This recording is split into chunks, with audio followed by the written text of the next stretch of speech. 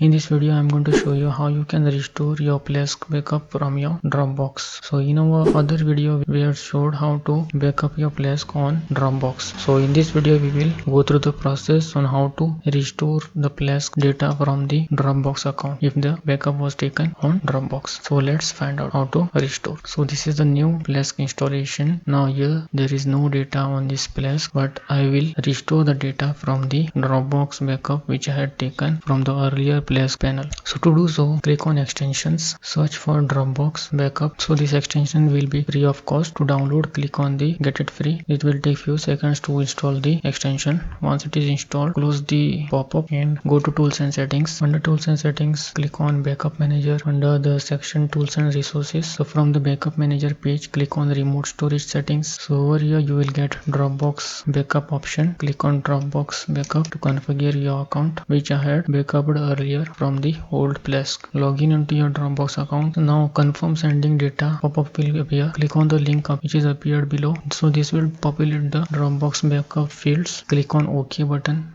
Now go to the backup manager. Now you will be able to see the backup file from your Dropbox has been loaded on the backup manager. To restore the backup on the Plesk server, click on the backup file. So this will open restore the backup created from your select objects which you wish to backup. If you wish to restore all the objects, click on all objects entire system and click on the restore button. This will take some time to restore the files from the backup on the Plesk server. If while restoring, if you get an error, global server security settings prohibits restore from unsigned or modified backup, you can restore from except your service provider explicitly allow it. So in case if you get this error, tick mark on restore this backup despite the fact that it does not have the valid signature and select the objects or click on restore button. So after a while the page will be redirected to the backup manager page and the restoring process is still going on. Once the backup has been successfully restored, you will get a message remote backup was imported to the server storage and a restore has been happened successfully. So now if you access the Plesk website and domains, you will be able to see all the data has been successfully restored from the backup